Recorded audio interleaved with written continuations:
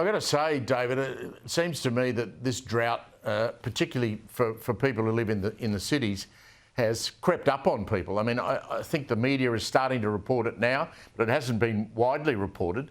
And one of the other issues, of course, is that, you know, while Victoria and South Australia and parts of Tasmania are so dry, it seems to have rained almost every day in Sydney and parts of southeast Queensland over the last 3 or 4 months. Well, we are a nation of droughts and flooding rains, and if nothing else, this shows you the contrast and the difficulties it is to be in agriculture, to run farms, because you don't know from season to season what you'll get, and you've got to make the best decisions you can for the season that you have. And you compare, as you said, the drought to the devastating floods that we saw in the Channel regions in Western Queensland and the devastation that's had. And even to the fact of the fires that we've had in Victoria earlier this year, that those are immediate problems. You can see that quite drastically from comparison of one day to the next and what that means.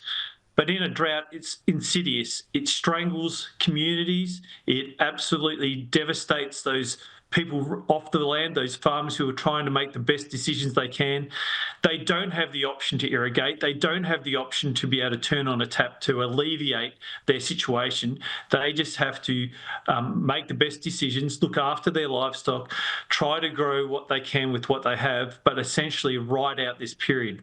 Now, they can't do that without good government policy. They can't do that without support when it gets into the second and third season, which is what we are seeing now.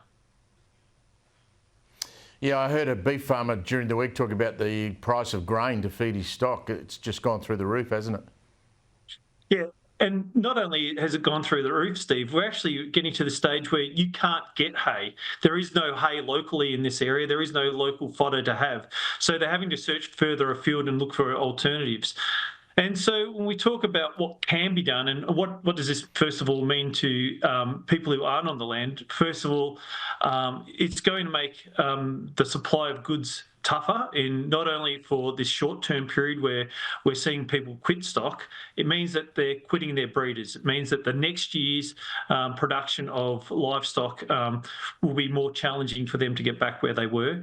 It means that the price of milk, the dairy farmers who are absolutely facing a tough period now, will need to have to reflect that cost of production. Otherwise, we'll lose that capacity in Victoria.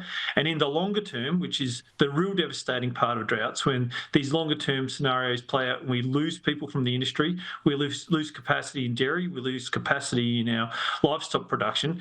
That means that prices will go up in the long term, and it means that our ability to have the choice that we all enjoy in the supermarket will become limited, and it will make us more vulnerable to events that seeming to occur more often, these droughts and floods and fires, because we'll have less people, we'll be relying on less people, we'll be relying on a very fragile supply systems because we don't have that volume that we currently enjoy now. But when we talk about what can be done, there are some simple policy settings that we should be looking at, and that is making sure we can get high productivity vehicles on the road so that we can shift more things quicker. We should be able to look at programs where we are getting interest-only loans from government that are a reduced rate to provide working capital to farmers so that they can afford this short-term gap of either trying to feed or even water infrastructure without asking them to find money themselves, of which what we are seeing in this current scenario of support being a $1 for $1 schemes that are asking farmers who are already in drought, who have no money, to put finances in for infrastructure that probably should have been done pre-drought. The challenge always is how much planning should we do beforehand? What is resilience, and how can you ever predict two, and in once again South Australia's situation, up to 3 years of drought in a row? I feel for the farmers. David, I hope you're getting a good hearing in Canberra. Thanks for joining us. Always a pleasure to catch up with you.